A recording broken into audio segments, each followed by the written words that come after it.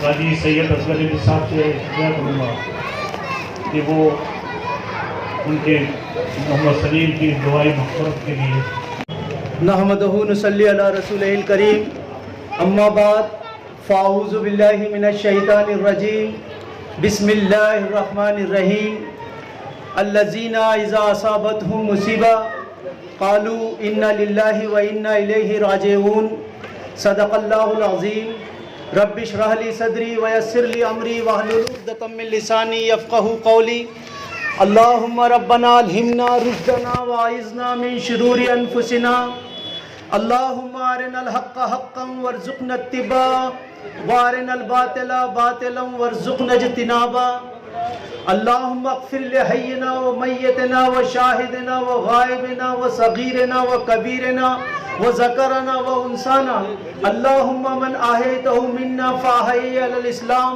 व मन तवफ़्फ़यतहु मिन्ना फ़तवफ़्फ़हु अलल ईमान सदक़ल्लाहुल अज़ीम रब्बि इश्रह ली सदरी व यस्सिर ली अमरी वहलुल उक़दतम मिन लिसानी यफ़क़हू क़ौली आमीन या रब्बल आलमीन।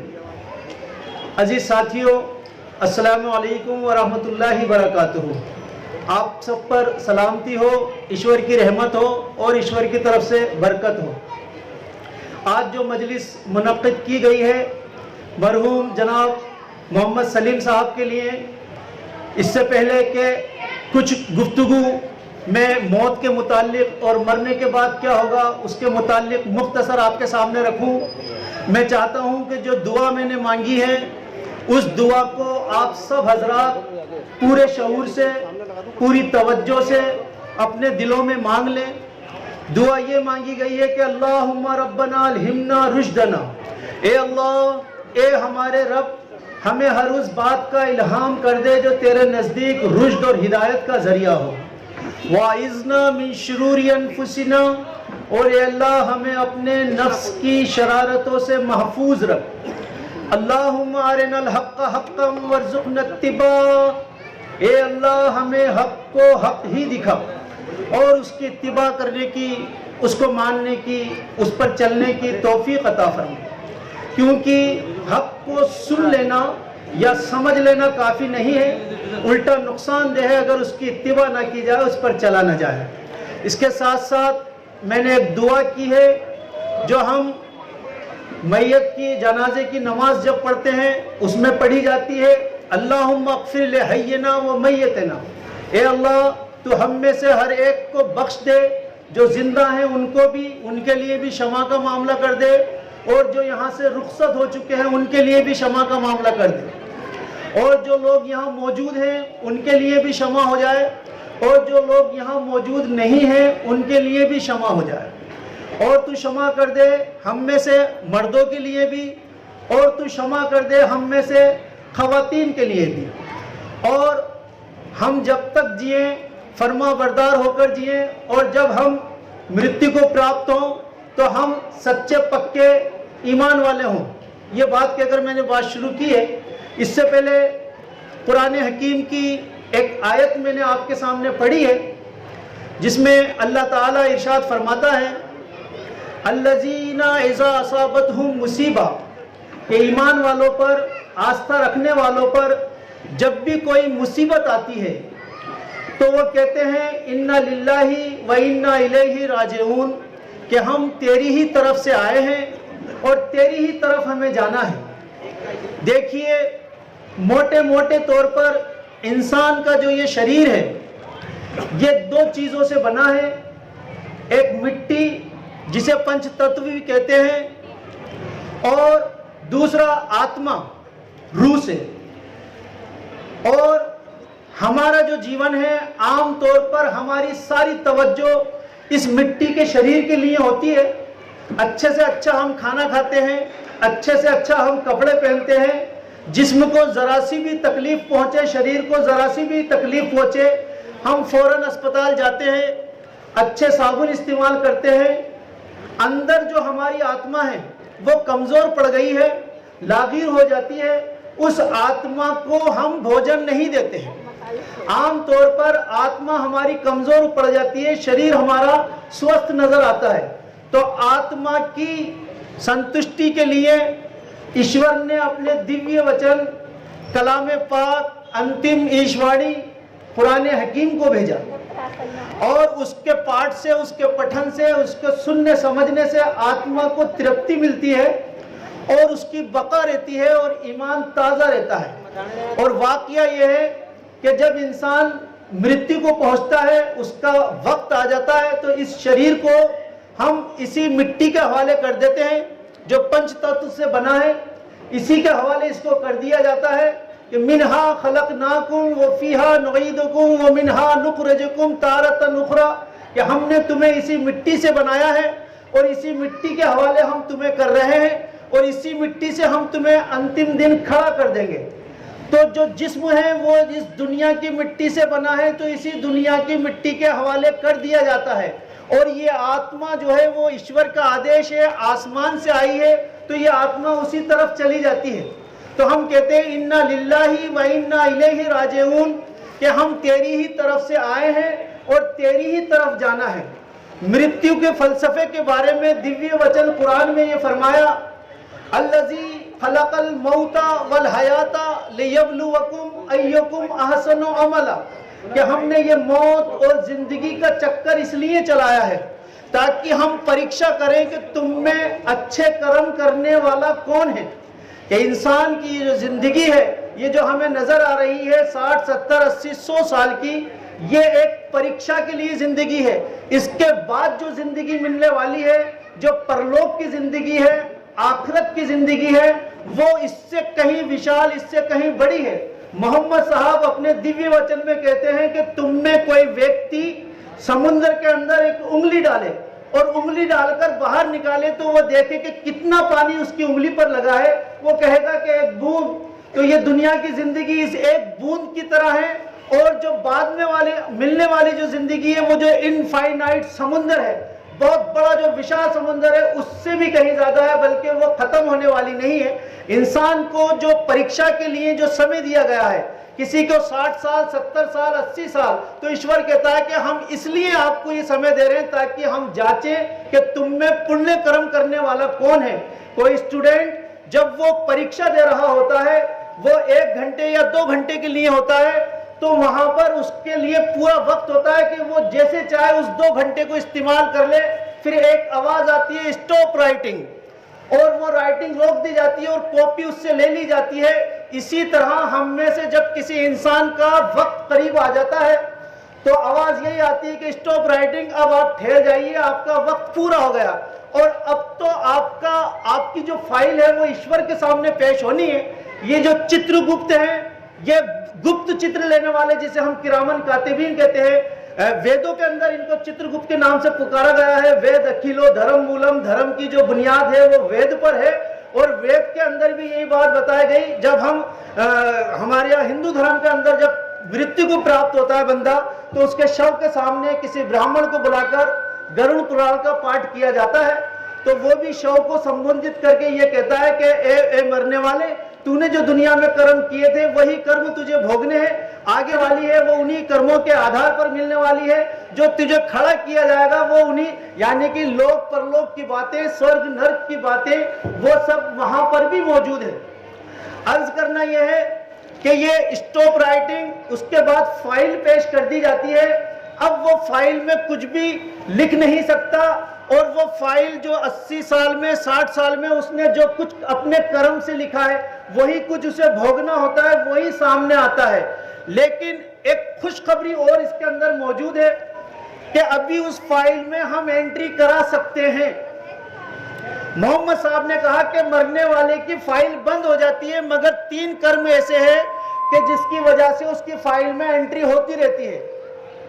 3 काम, वो ये काम है कि या तो मरने वाला अपनी तरफ से कोई मदरसा मस्जिद में पैसे लगा गया, या कोई व्यक्ति उसके नाम से वो पैसे मस्जिद मदरसे या पुण्य कर्म में लगा दे, तो वह जहां जब तक भी वहां पुण्य कर्म होते रहेंगे, नमाज होती रहेगी और जो कुछ भी होता रहेगा वो कर्म उसकी फाइल में भी जमा होते रहेंगे। दूसरा, कोई जिसे हम कह सकते हैं कि प्याऊ जिसे कहते हैं, जिसे पानी की शबील कहते हैं, अगर वो लगा दी जाए तो उससे जितने भी लोग फायदा उठाएंगे वो उसकी फाइल में दर्ज होता रहेगा।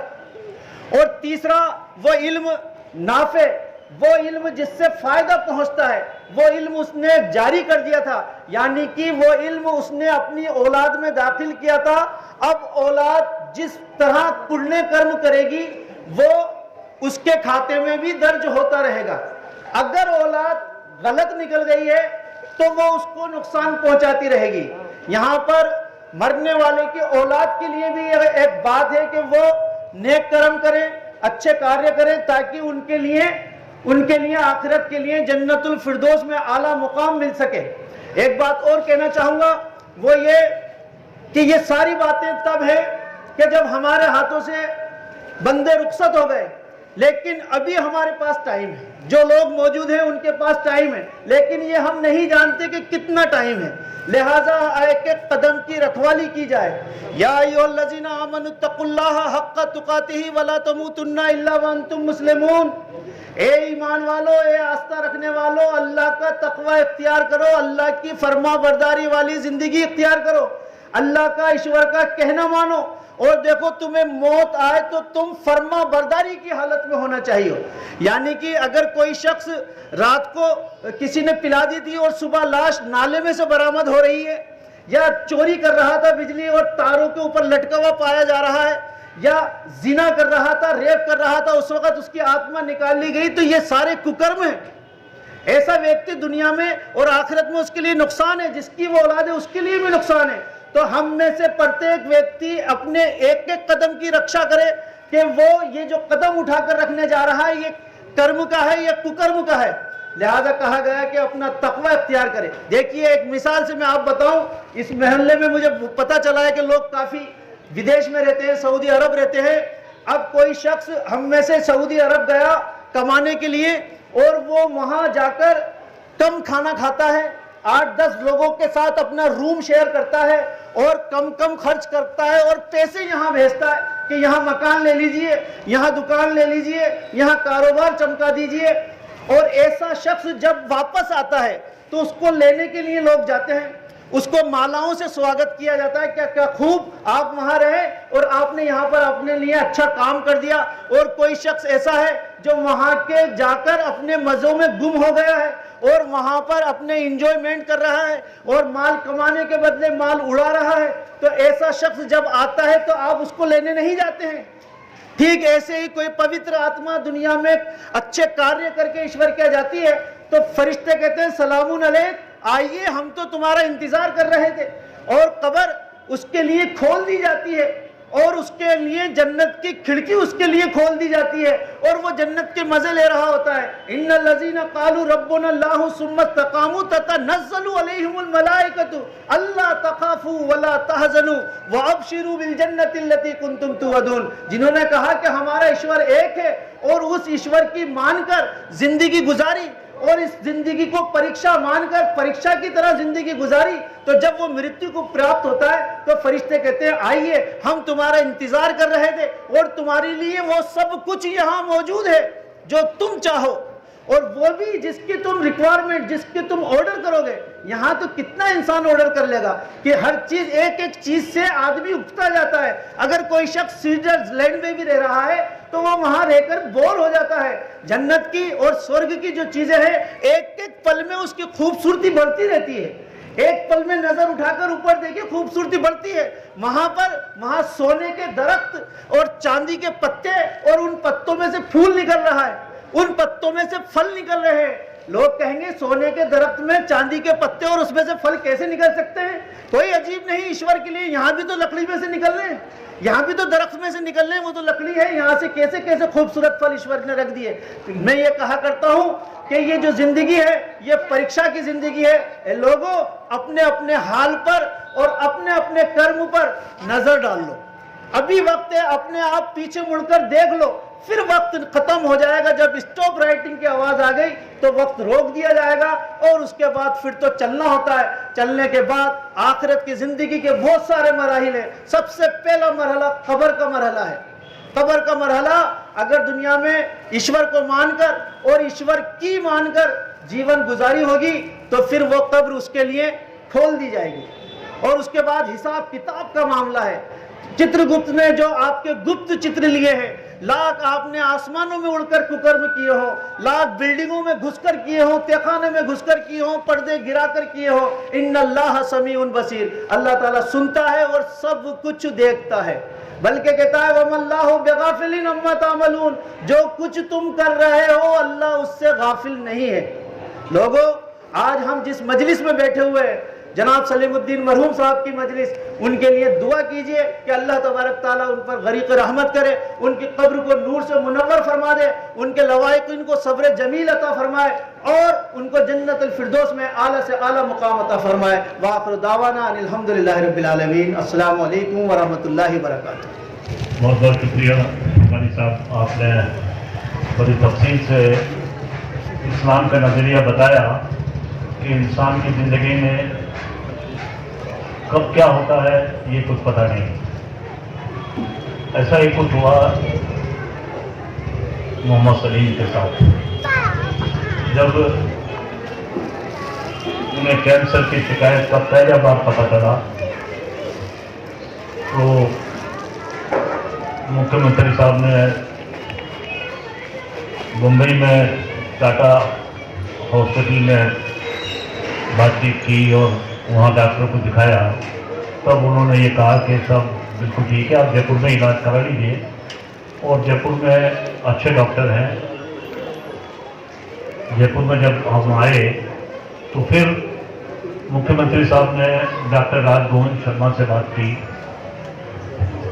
और उनसे कहा कि ये मेरा बच्चा है, ये हो किसी तरह से इनके कोई बोलना है, तुम ये देखो खुद। और यहाँ खुद 2 बार घर आए और घर से ही बात की। राज गोविंद साहब ने इतना बढ़िया ऑपरेशन किया जो शायद ही किसी कैंसर के पेशेंट को नसीब होता हो।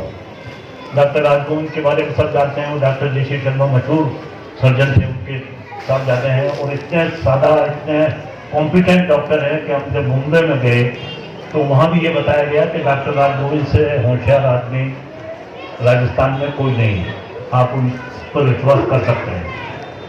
राज गोविंद ने कर दिया, हमको ये दिक्कत दे दिया कि ये मोहम्मद सलीम कैंसर फ्री हो गए।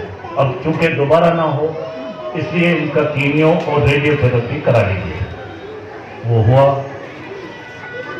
1 महीने बाद ऐसा लगा कि उनकी पाँव में बड़ी तकलीफ है। हमने राज गोविंद साहब से फिर कहा, सर ये तो बहुत ज़्यादा परेशानी की बात है कि वो बर्दाश्त नहीं कर पा रहा है। तो डॉक्टर राज गोविंद ने कहा कि एक बार मैं पेन स्कैन कराना चाहता हूँ वापस। हालांकि मेरे बोर्ड ने मुझे कहा कि नहीं, कोई ज़रूरत नहीं है, ठीक हो जाएगा अपने आप। लेकिन उन्होंने पेन स्कैन कराया और पेन स्कैन में जो कुछ आया वो हमारे लिए ऐसा मैसेज था जो बर्दाश्त के बाहर था। उन्होंने कहा कि इनको बोन कैंसर हो गया है और इसका कोई इलाज नहीं। उन्होंने ये कहा कि आप जो कुछ भी लिखा पढ़ी करनी है, जो कुछ कर लीजिएगा। इसका मतलब साफ था कि ये लाइलाज बीमारी है। जो फिजिशियन उनको देखते थे उन्होंने भी ये कहा कि दुनिया में इसका कोई इलाज नहीं है। इसके बाद फिर मुख्यमंत्री साहब ने कोशिश की लेकिन कोई असर ना हुआ और जब ये बोन कैंसर डिक्लेयर हुआ उसके 2 महीने बाद कल यानी 14 दिसंबर 2022 को उनको छोड़ चला। मोहतरम जनाब मोहम्मद यासीन जी, मुझे आपके फर्जंद नेक और स्पोर्ट काउंसिल के प्रशासनिक अधिकारी जनाब मोहम्मद सलीम के 14 दिसंबर 2022 को इंतकाल का समाचार जानकर गहरा दुख हुआ। खेल जगत में उनकी खिदमत को हमेशा याद रखा जाएगा। मैं उनकी मग़फ़िरत और जन्नतुल फिरदौस में आला मुकाम अता करने की दुआ करता हूँ। परवरदिगार आप और आपके परिवार को ये सदमा सहन करने की ताकत दे और सब्र जमील अता फरमाए, आमीन। खराज अकीदत के साथ आपका अशोक गहलोत। मैं भी इसी मन से ये कहना चाहता हूँ कि अगर आपके बच्चे हैं, आप खुद हैं, आप अल्लाह के वास्ते, भगवान के वास्ते जर्दा खाना छोड़ दें। ये बहुत बड़ी बीमारी है। मैं कम से कम मेरी फैमिली में जो मेरे करीब मेरे बहनों भी इसी जर्दे से थे, मैं और 4 आदमी को जानता हूँ जो इस जर्दा खाने से गए और सलीम भी इस जर्दा खाने से हमसे दूर हो गया। इससे पहले कि मैं ये नशीस खत्म करूँ, मैं कारी साहब से अर्ज करूँगा कि वो दुआ फरमाए।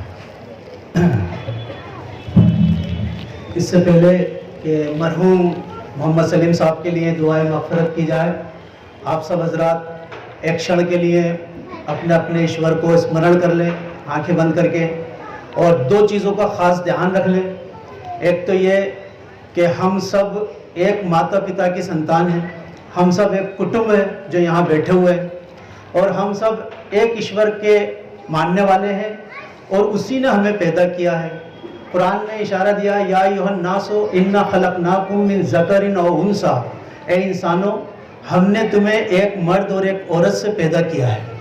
इसी तरह रामायण की एक चौपाई मुझे याद आ रही है, उसमें फरमाया संयंभू मनु अरुषत रूपा जिने ते भे नर सृष्टि अनूपा, दंपति धर्म आचरण नीका अजहु गाँव श्रुति जिन्हें के लीका। कि संयंभू मनु खुद से पैदा हुए मनु और उनकी पत्नी शत्रुपा, जिससे इस अनुपम सृष्टि की शुरुआत हुई। दंपति धर्म आचरण निका, उस दंपति का धर्म और आचरण बहुत ही पवित्र था। और श्रुति लिखा, उनकी श्रुति उनकी गुणगान आज भी किए जाते हैं। ये जो संयंभू मनु है, खुद से पैदा हुए मनु और उनकी पत्नी शत्रुपा, जिन्हें इस्लाम में आदम और हव्वा कहते हैं और ईसाई एडम और इवल कहते हैं, तो हम सब लोग एक ही माता पिता की संतान हैं और हमारा ईश्वर भी एक ही। अल्लाहुम्मा सल्ली अला मुहम्मदिन व अला आलि मुहम्मद कमा सल्लैता अला इब्राहीम व अला आलि इब्राहीम इन्नका हमीदुम मजीद। अल्लाहुम्मा बारिक अला मुहम्मदिन व अला आलि मुहम्मद कमा बारकता अला इब्राहीम व अला आलि इब्राहीम इन्नका हमीदुम मजीद। अल्लाहुम्मा इन्नी आऊज़ु बिका मिनल जुब्नी व आऊज़ु बिका मिनल बुखली व आऊज़ु बिका मिन अर्ज़लिल उमूरी व आऊज़ु बिका मिन फितनतिद दुनिया व अज़ाबिल क़ब्र। ए अल्लाह, मैं तुझसे पनाह चाहता हूँ कि मैं बुखल करूँ, मैं तुझसे पनाह चाहता हूँ कि मैं ऐसी उम्र को पहुँचूँ जिसमें मैं लाग़िर हो जाऊँ, और मैं तुझसे पनाह चाहता हूँ कि दुनिया के फितने मुझे घेर लें, और मैं तुझसे पनाह चाहता हूँ कि मुझे कब्र का अज़ाब हो। अल्लाहुम्मा इन्नी, ए अल्लाह रब्बना इन्नना समिअना मुनादियन युनादी लिल ईमान अन आमिनु बिरब्बिकुम फआमन्ना।